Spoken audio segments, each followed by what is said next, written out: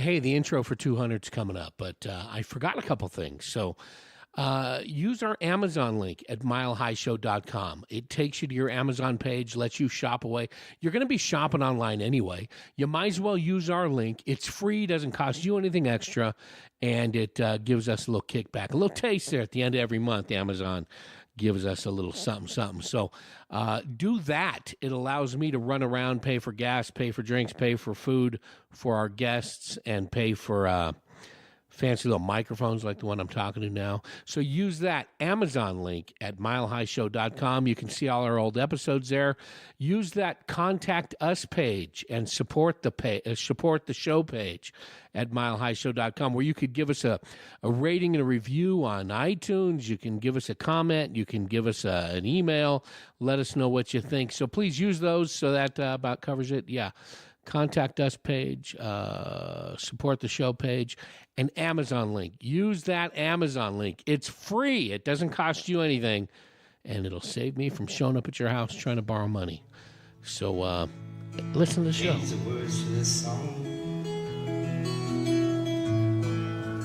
Well, thank you for tuning in. This is Matt Santos of The Mile High Show. You're listening to episode number 200. Now, we had thought about doing something special for 200. We've got something in the works. We got a few projects coming up that will be special events. So stay tuned. A couple of live shows and a couple other things. We just couldn't get them locked in before we did 200. So like everything else I do, it'll be out of order and a little confused. But our 200th episode will be coming up shortly in addition to this 200 episode. So what I am doing today is sitting down with one of our local musicians and singer-songwriters, Mr. Dave Whitley, over at the Bird Cage Saloon in Prescott, Arizona on Whiskey Row. Dave hosts a every Wednesday show here at the Bird Cage, so we're going to be talking about it, and he's walking over right now. See, I was going to do an intro, but we might as well just jump right into it, Dave. Grab that. No, it's fine. Sorry about that, Matt. Grab that mic and really eat it. Get it in close. Give me a quick sound check there. All right, will that work? Oh, that's perfect. That's perfect.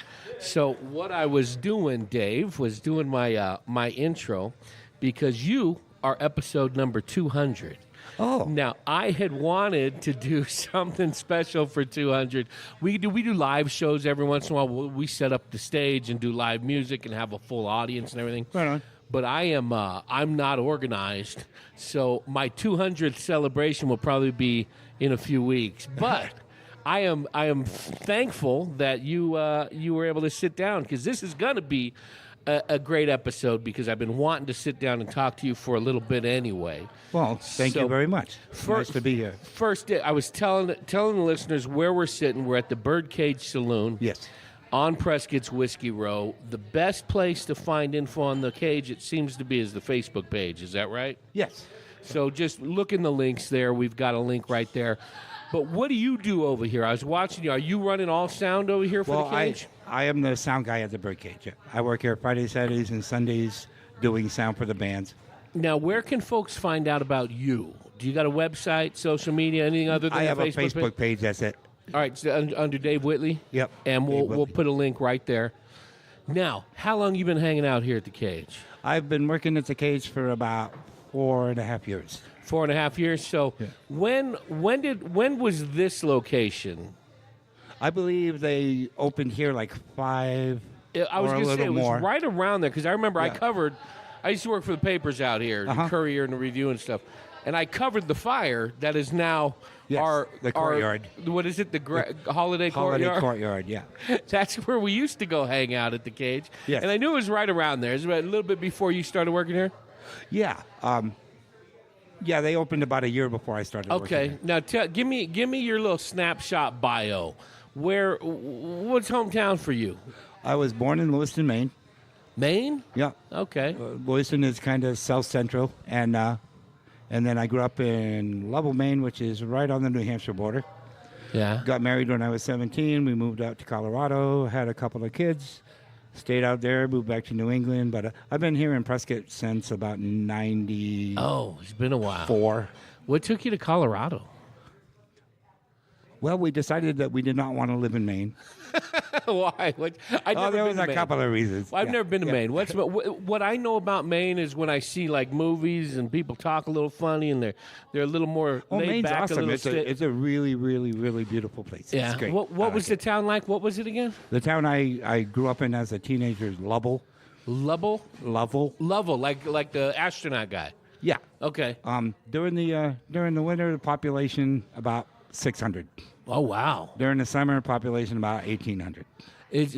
Small town.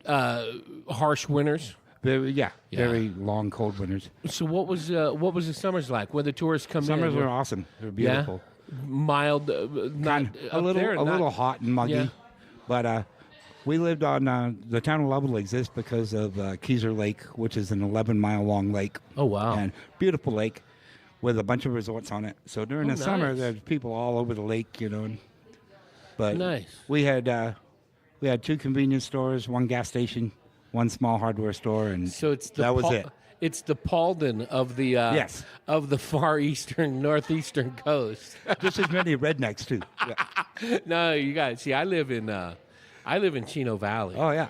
Now, do you know you for listeners?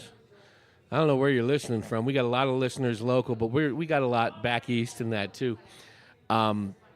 Chino Valley, about 4 or 5 years ago, USA Today did a poll. I don't know if you know about this. No.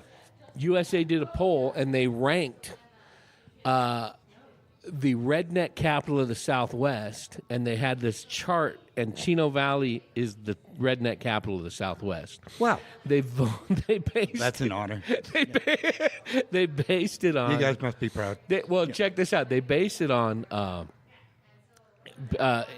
annual per capita income, per capita school scores, scholastic scores, the ratio of mobile homes to site-built homes. What else? Oh, number of gun shops per capita. Oh, wow. And where I grew up, I grew up on the West Coast, and growing up, early 70s, mid 70s, when somebody was called a redneck, it was viewed as an insult. They embraced it. The mayor put a big redneck sticker on his truck. One of the councilmen printed out these redneck capital of the Southwest bumper stickers. He can't give them away fast enough. People love it. So I just have to adjust my thinking. I didn't know it was a badge of courage, but I guess it is. I guess in certain areas it is. But man, yeah, it was quite a culture shock for me. But Colorado, what town did you end up in Colorado? Well, we lived in Denver. Denver? Yeah. So you went from small to big city. Yes. Yeah. We moved to Denver in would have been about 1980. Yeah. My oldest son was born in 81. Oh, nice. We moved back to New England in probably 83. Yeah. Why'd you go back? Well, you went. It was home. Yeah. And it was fine. I worked on a dairy farm there for years. Neat. One of my favorite jobs I ever had. I loved it. No, yeah. My introduction to you is when I've seen you play and stuff as a singer-songwriter. Yes. That's what I know. Yes. Have you always been playing? Yeah. Yeah, I grew up in a pretty musical family. My grandmother and grandfather were both professional musicians. Oh, nice. What type of music? Honky tonk. Yeah, nice. Like dance stuff. They did piano and violin. Cool. They played like little dance halls. Oh, very nice. So how old were you when you picked up your first instrument? 10 maybe. Yeah? Was it guitar? Spoons. Percussions. Keeping time. Yeah. With my grandfather. Spoons and bones and that kind of stuff. Yeah, you still. And then I got a guitar. But still beating? You still playing drums? No. No. But I started taking guitar seriously and writing songs probably about 83 or 4. Yeah. So after you had kids, to compare yourself to what line of music, what style would you classify yourself as? Oh, country Americana. Country Americana, yeah. My heroes are like John Prine, Townes Van Zandt, Blaze Foley, that kind of stuff. How you doing on your paps? You need another beer? No, I'm good. Thank you. Hey, Manny, you want to get one? We got to give a little plug. This is a little commercial. Matt Hinshaw, he hosts the Real Film Nerds podcast. Cool. And so check him out, Real Film Nerds, realfilmnerds.com. You want to go get a smoke? I'll come right back. No, let me pause it, and I'll grab myself a beer too. Oh, cool. All right, Dave, you're done filling your lungs. Yes. I got my glass over there. So we were talking about your trips from Maine to Colorado and then Southwest, back. yeah. You started writing songs after your son was born. How many kids you got? First I off, have 2 kids. how did that son and daughter or 2 sons? What do 2 you got? sons. 2 sons. 2 boys, Aaron and David. How did that? Do you think that corresponded with you writing songs with the birth of your kids, or no? No, I had always tried to write songs and played guitar and sang and hung out with friends and jammed and whatnot. But when I'm going to say right at the end of my marriage, my first marriage lasted 11 years, I started taking it way more seriously. When I moved out of the house, I had a lot of time on my hands. Yeah. And I started going to some open mics around North Conway, New Hampshire, and one in particular, Cafe Zoom Zoom, that was there in North Conway, New Hampshire at the time. What was it? Cafe Zoom Zoom? Yeah, Cafe Zoom Zoom. Does that have some history? Because that sounds familiar. No, it was like in a strip mall. Okay. In North Conway, New Hampshire. But we're back to the porn strip mall. No, different kind. No, okay. No, we didn't have a strip club. But there was a guy there, Bob Rutherford. Yeah. I started playing at his Songwriter Showcase, and he was really encouraging and told me that my songs had some merit. Yeah. That I was writing good songs. And I started to take it a little bit more seriously, and within a few years, I decided, I'm a songwriter. Nice. Very nice. Do you primarily perform now? Let's give it a plug, because you're going to be on the stage with my good friend Jim Sobo over at. We're gonna plug another bar here at the Bird Cage. My good friend too. Yeah, but the good thing about the Prescott music scene is the way that all the musicians work good together. At least from a fan, from an outsider, it seems to be, and the clubs also. There's no territorial thing. Some of the people that play here play at Mark's Beer Garden, where you'll be Friday night. It's not very territorial. There's you can walk up and down the road wherever you want and hear some great music. Yes. On Friday, which is, depending on when I put this up, will be tonight, blah, blah. I don't know when it is. February 1st, I think, right? Yes, February 1st. You're going to be on stage with Jim Sobo of the Howling Coyote Tour, who's a frequent guest on this show and also takes over the mic periodically and does the Howling Coyote Radio Hour on our feed. Arizona royalty, Lori McDonald. Lori McDonald. Combo Deluxe is one of my favorite friends, an absolutely wonderful person. So are you guys all doing solo sets? You going to jam together? What's going on? No, none of that has been planned. We'll each be doing 2 half-hour sets, I believe. They'll be staggered. Do you prefer to play solo? I do, actually. Yeah? Have you played in groups? Oh, I have. Yeah? I have. I've been in a few bands. And here in town, I play with Dallas Norman from... who will be here tonight, correct? Yes. Yeah, along with Bennett? Bob Bennett. I'm not familiar with Bob. I know Dallas. He's a good Americana songwriter. I like him a lot. I want to get into what you do here every Wednesday. We'll get there. Trust me, we'll get there. I talk to a lot of folks, a lot of musicians, some who are members of some larger bands, some touring bands, and then they do some solo stuff. Others who strictly solo. Yeah. And other than having to split up the check, what are some of the advantages of performing solo? Well, the type of music that I play tends to be really on the mellow side. So even when I do play with other people, like I play with Dallas and Innes Beatles from the Cheek Tones. Yeah. We do a 3-piece. So Innes, I love him, man. He's mandolin, guitar, and violin. And we've done that for years, 15 years. But yeah, I'm a singer-songwriter, mellow kind of player. When there's too much going on around me, I find it distracting. Yeah. How do you feel yourself getting more focused when you're solo, up there, one mic, the guitar? I think so. I think it's easier to just plug into what you're doing. And nice. There's something about... Plus, I don't think people like working with me very much. That's why this is a solo podcast. I don't have a co-host. Matty over here, he's got a co-host, his best friend, but they're separated by 3,000 miles, so I understand that. I've been to his house. I can't get a co-host because it's hard enough to corral a guest to sit down and talk to me, let alone have somebody attach their name to my show as well.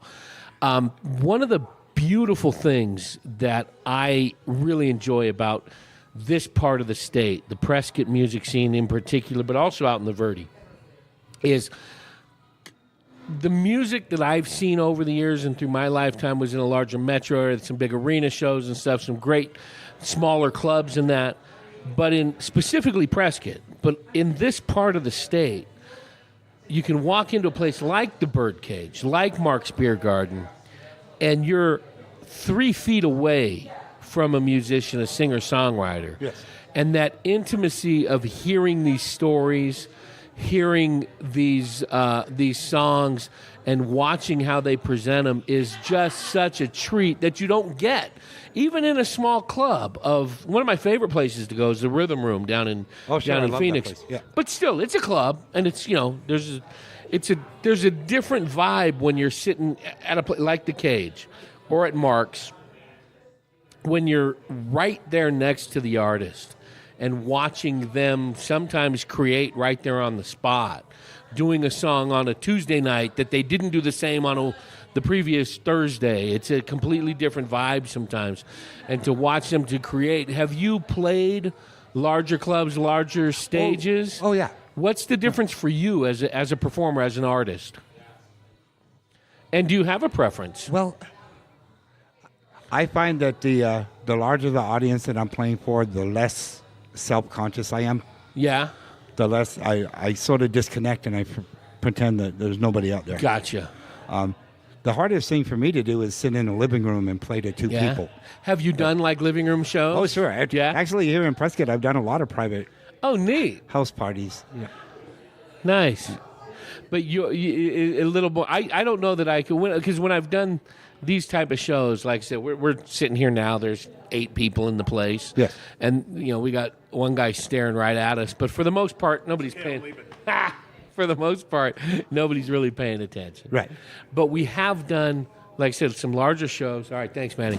We have done some larger shows where we have a stage set up. We've had 70, 80 people in the audience, and I do some performing on stage right on. In other aspects. And that's difficult for me because I'm used to doing things. I'm a photographer by trade. So yes. I'm always behind the camera. I could be in a 50,000 person arena, Coliseum, but they're not there for me. They're watching what I'm shooting. Right. So it's kind of an afterthought. Right. Or at our arena here in Prescott Valley, packed out, it's 5,000. I'm on the floor shooting the event, but they're looking at the event. Yes. When I go up on stage, I do some stand-up and things. When I go up on stage and they're looking at me, I have to pick out one person in the audience, talk to them for a couple of minutes, then talk to this person. If I think of the room as a whole, I freeze. I can't do it. I'm the same way. Yeah. If I can notice somebody that's paying attention to listening to me play, I'll focus my energy on watching them instead of the whole room. Because sometimes when you're playing bars, it can get really loud. People are talking as loud as you're playing, and the beauty of this specific bar, this stage at the Bird Cage, is people are so geared to hearing music here. Yes. You could walk in on a Sunday afternoon, or you can walk in on like a Thursday afternoon. Place is jam packed. People drinking. People having a great time. They're hanging out in a bar. That's what they do, especially in the summertime when there's things going on in the square. And then, bye-bye.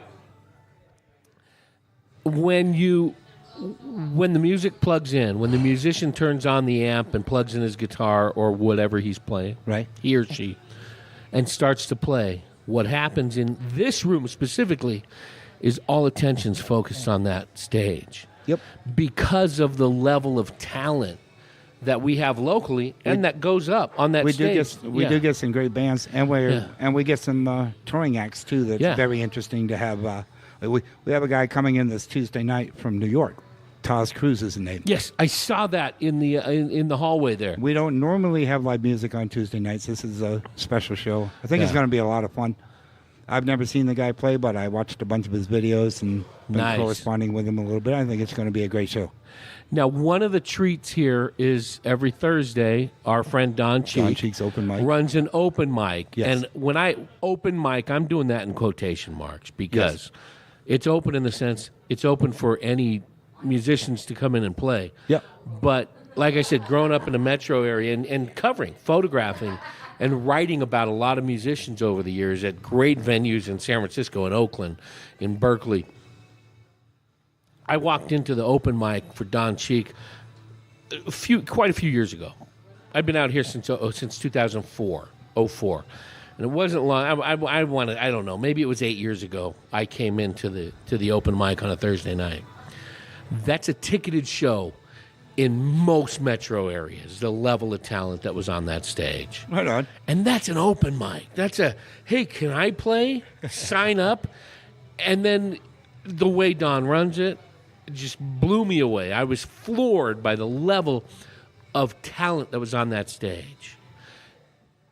If that happens once a year, once every 6 months in another place, that makes headlines. In here, it's every week. Every week. Yeah. And it's preceded every Wednesday by a show you run that is our Songwriters Open mic. Songwriter. Talk about how long have you been doing that and why you're doing it. We started it about a year year ago, but recently, within the last few months, we're trying to improve it. We're trying to draw a little more interest to it, and we got a little bigger budget for it. So now we have features each week. You're highlighting a specific artist. When you get the feature, you get paid a small amount of money to do a 40-minute set. But otherwise, it's an open mic format for songwriters. People do covers. I do some covers. Yeah. But everyone that will be playing on a Wednesday night does have their own material. Gotcha. And then, in addition to who else is on the bill, right, there's one or two that are featured. Right. We have who are some of the names that you've been able to highlight? We've had some great ones. It's been fun. Marco has been here. Marco Donnelly. A couple of times. Yeah, Marco Donnelly. That guy, not only an excellent musician, an artist, but a visual artist as well. The guy's incredible. We had Michael in Maryland. I should have had a list of. No, that's fine because we want people to come in and find out. It's almost like a good surprise. Let's come in and see. Yeah, we've had good features every week. Coming up next week, I think. Let's see if I'm getting my dates right. The 6th, we have Sky Conwell.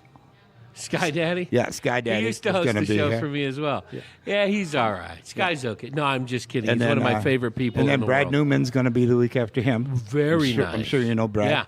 Yeah. We've had Gary Ukra. We've had Don Cheek. Now, Gary, I'm gonna interject here. One of my favorite songwriters.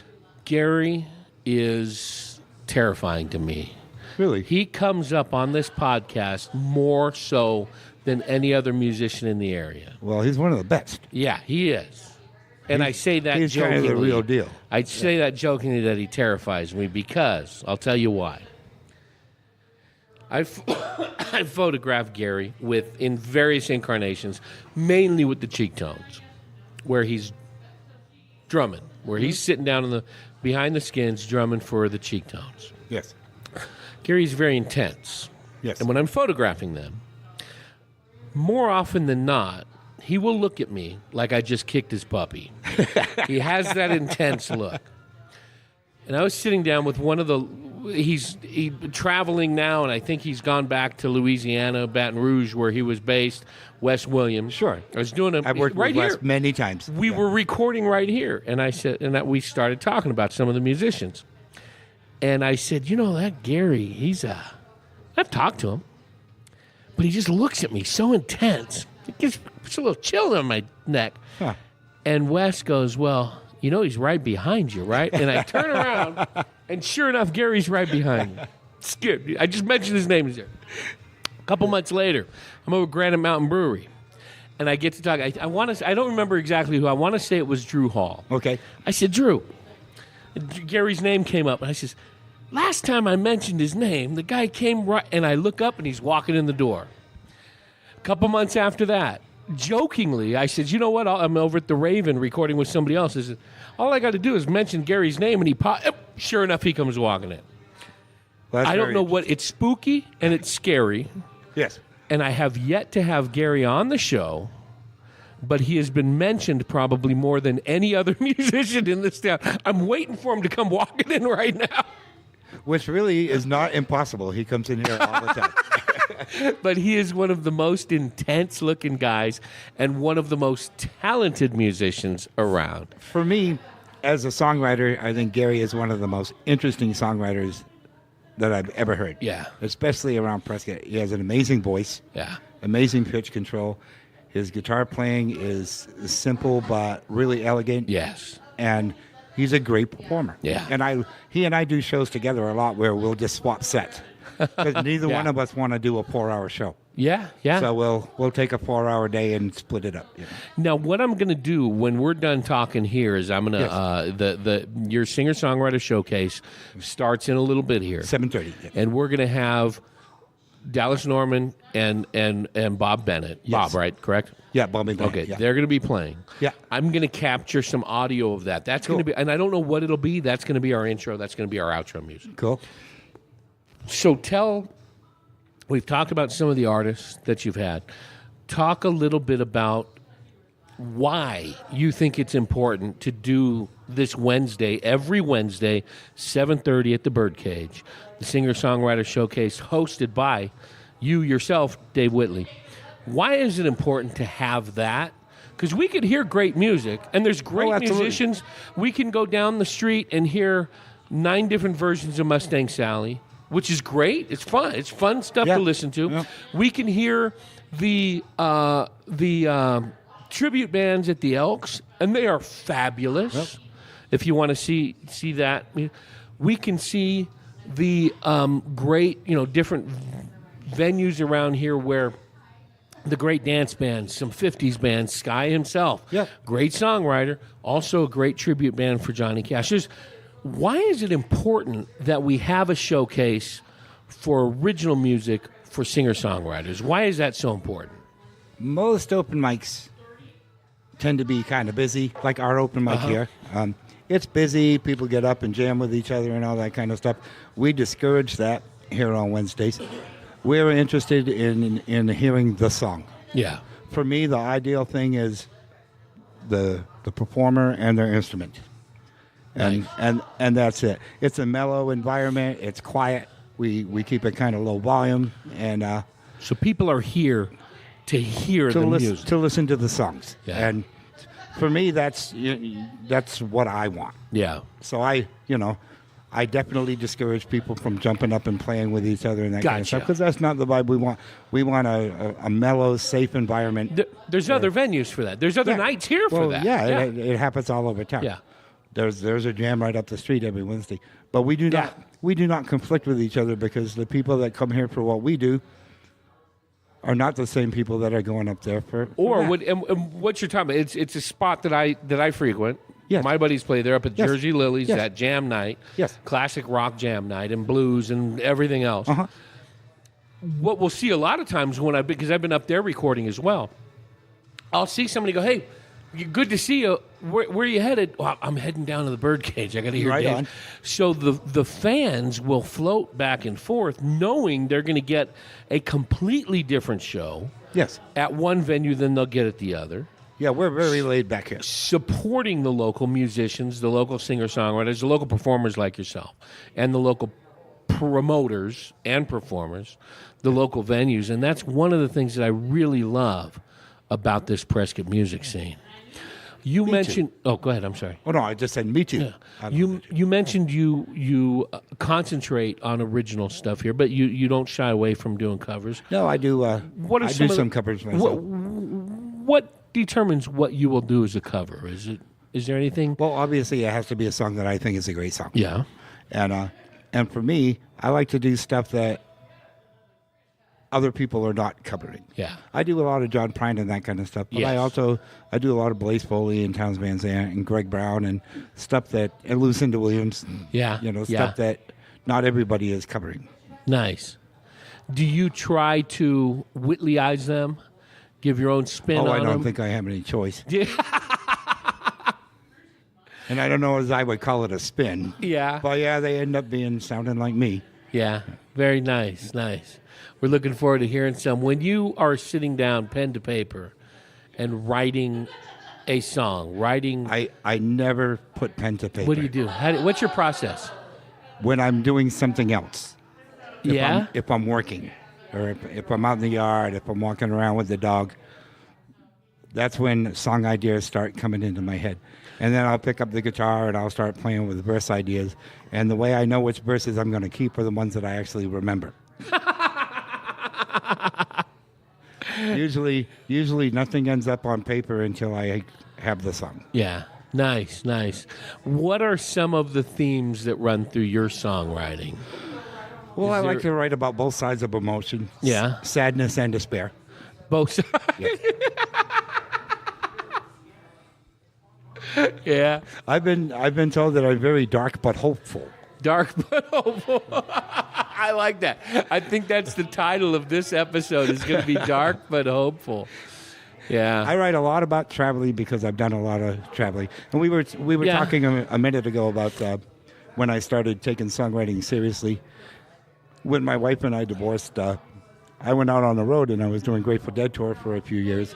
And I just traveled the country in my backpack for about 5 years. So you're following the band? And well, a little bit. Yeah. Here and there, but mostly I was just roaming around in a backpack with my guitar, and I earned my living just playing on the streets for all that time. And that was when I started to really care about what I was doing. Let's hear some of those road stories. Anything you might remember. What were some of the more hospitable, the more welcoming towns were you at? Buskin? Is that what you're kind of? Yeah, Buskin. Well, back in the 90s, Prescott was very hospitable. Yeah. It was great here. And that was why I ended up coming around here so much. Oh, nice. Like when I had been up in Flagstaff, and I came down here with someone I had met there, stayed for a few days and loved it, came back, and the next thing I knew, I was coming to Prescott really frequently. Yeah. And staying for a month or two at a time and then going somewhere else. But I found Santa Cruz is one of my favorite places. I love Santa Cruz. I grew up in the East Bay, Hayward, between Oakland and San Jose there. Right on. My grandma used to live in Santa Cruz, so we would go to Santa Cruz a lot. I love that area. I like Santa Cruz. I've played on that mall for years. Yeah. Pacific Avenue or whatever it is there. She was right off there on, I want to say 39th. Right 39, 37, something like this. We were going there regularly, like every weekend in the 70 to 77, 78. Yeah. Nice. Yeah, it was a different time. Now, after into the 80s and 90s, a little different vibe, but it still has that old Santa Cruz in there. Yeah. It's still there. I was just there about a year ago. Oh, nice. I got to get back. Yeah, I like it up there. If I ever win the lottery, maybe I go live there. Before we moved here. Very expensive. Yeah. Before we moved here, my wife and I, in 2004, we were living in Gilroy, south of San Jose. Uh-huh. We were there for a couple of years. And just over you just go west over the hill and you end up in Watsonville, which wasn't too far, up the coast. We would do that little drive up there. Beautiful little area, but outside of Santa Cruz, into the mountains a little bit, into the hills, a little town called Felton. I love Felton. And we almost bought a house across the street from the high school in Felton. We looked at it. It was out of our range, but for what I was making there, we could have winged it. Yes. We opted to come here and not have that stress of every month. And you can get 5 times the house here. Exactly, which is what we did. Felton is awesome. They have a bar there, I believe it's called Don Quixote's.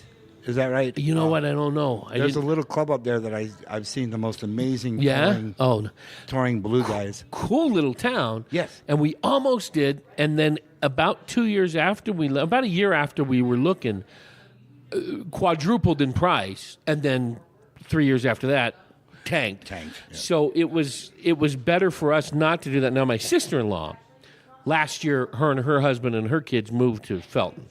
Right on. They're right in there. They're renting a place there, beautiful. So they're sending us pictures. It's a pretty area. I'm looking at those pictures, going, we should have bought it. Then I look at the place I got, and I go, I'm happy with where I am. Yeah. But beautiful. Where else was fun to pull up a guitar case and start strumming? Well, I enjoyed. I like hanging out in Austin. Oh, beautiful. But any musician that lives there will tell you Austin's a great place to be from.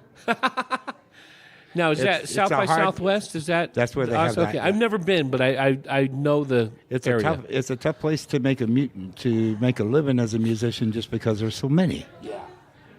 And high quality stuff. Yeah. Okay, let's do the flip side. Yes. Where are some places that you were glad to pack up and move on from? Oh, I don't know. I think I've had pretty good experiences just about everywhere. I don't like I avoid Los Angeles like it's the plague. Yeah. I don't even really like San Francisco for busking because it's too big. Yeah. I prefer to be someplace quiet.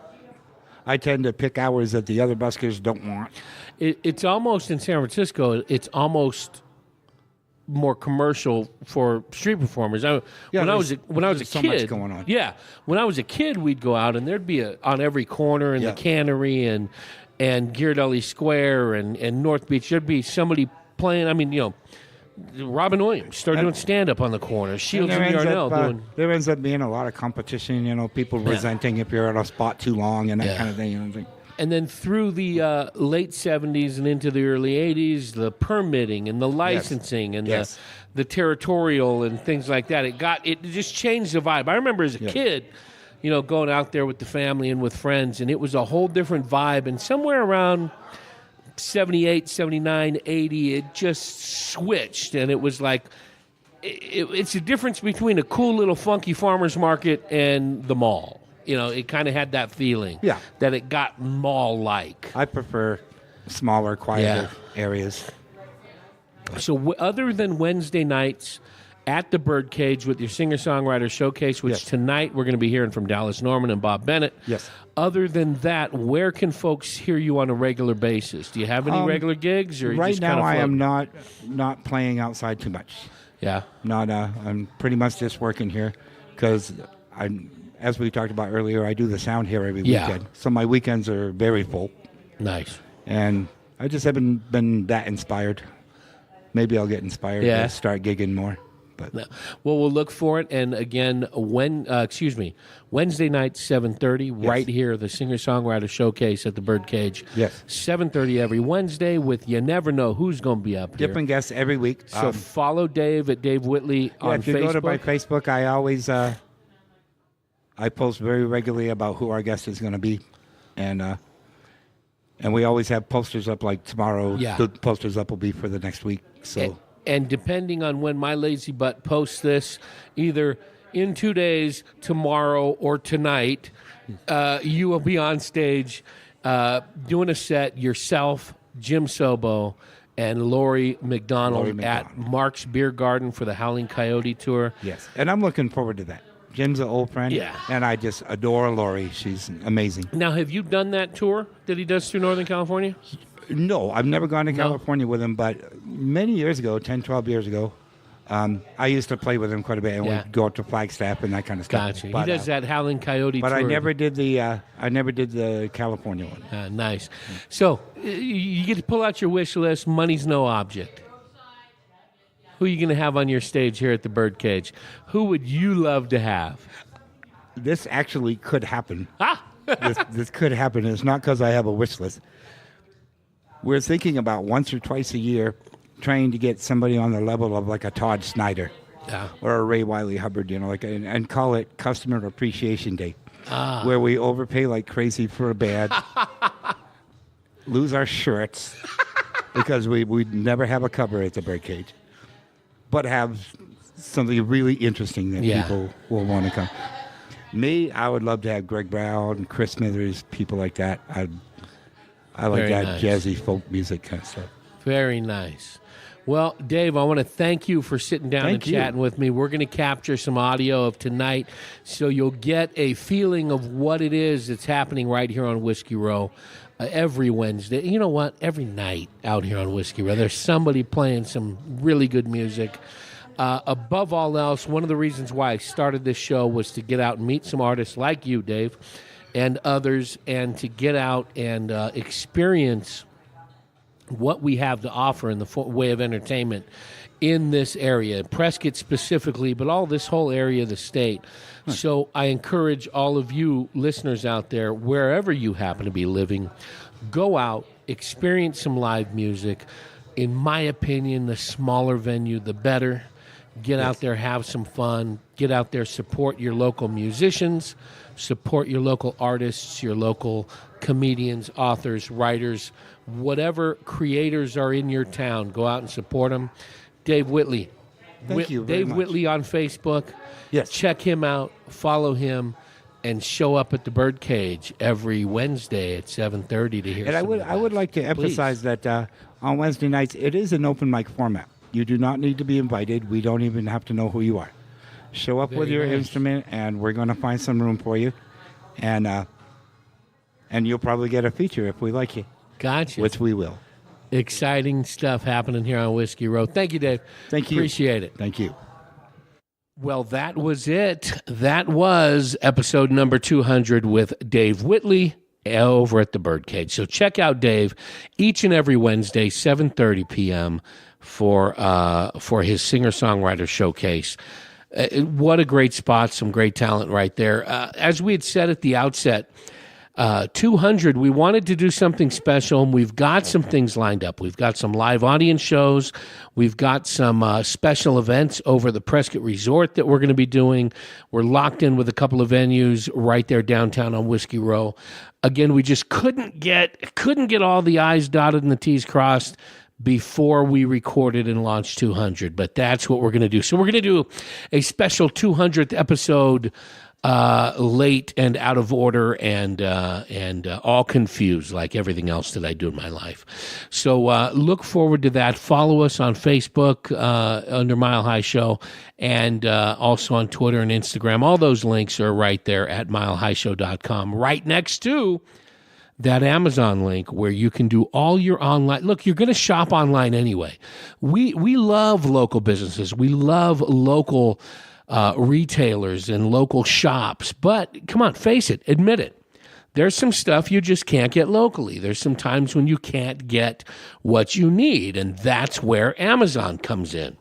You click that link at milehighshow.com. It takes you to your Amazon or Amazon Prime login page. It doesn't cost you anything extra, and it lets Amazon know you got there through us, and they give us a little kickback. So it's free to you. It doesn't cost you anything extra, but it's a big, big, huge help for us. So please use that. Also right there is an Audible link over nearly 200,000 audio titles from books, magazine articles, lectures, comedy, podcasts, all kinds of stuff. They're most well known for their audio books, but audible.com, use the code MILEHIGH at checkout for your free audio download and a free 30-day subscription, all for free. Even if you cancel before your 30-day subscription's up, your free trial's up, you still get to keep that free Audible download. It's a win-win. It's free to you. They give us some money for sending it. Just do it. It's free. It's free. You can't miss. You got a pet? You got a pet at home? One of your furry friends, use that BarkBox link. It takes you to BarkBox where you get a free month of treats just by using that link. All this free stuff. You can't afford not to support the show. You see that? Support the show. Support the artists we see, we talk with, and we highlight, as well as keeping me from having to go to your house and borrow money. So use those links, Audible, BarkBox, and Amazon, right there at milehighshow.com. Also, right there is a support the show page. If you were so inclined, you can click on that and donate right out of your PayPal account, out of your debit or credit card. Give us $1, give us $5, give us, there's no max. You can give as much as you want, but give us a little something, little something to show us your support. We would appreciate it. And if you do so, we'll send you out a little treat. We got some new stickers. We've got some coffee mugs. There's some ways you can support the show right there at Support the Show's link, and it tells you how to get those. But you know what? Drop us anything. You drop us any, no matter how small, any donation through that Support the Show donate button, I'll send you out a sticker. Anything, give us $1, I'll send you a sticker. So do that. What else? This is absolutely free. It takes you like 2 minutes to do. Click that iTunes link, and you can give us a rating and a review. It boosts our visibility so that we can get more listeners. And just give us I don't even care if you say you hate the show. We had one, I just posted it the other day. Guy says, it's an old buddy of mine from California, Mr. Bobby Garcia. He says, I listen to your podcast and it puts me to sleep. So I am curing insomnia just by listening to the show. I don't care what you give, what you do. Give us a rating and a review. Just any kind of interaction there will give us a help. So thanks again. Thanks to the Bird Cage. Thanks to Dave Whitley and his Singer Songwriter Showcase. And thank you to you, all of you listeners, for continuing to support the show.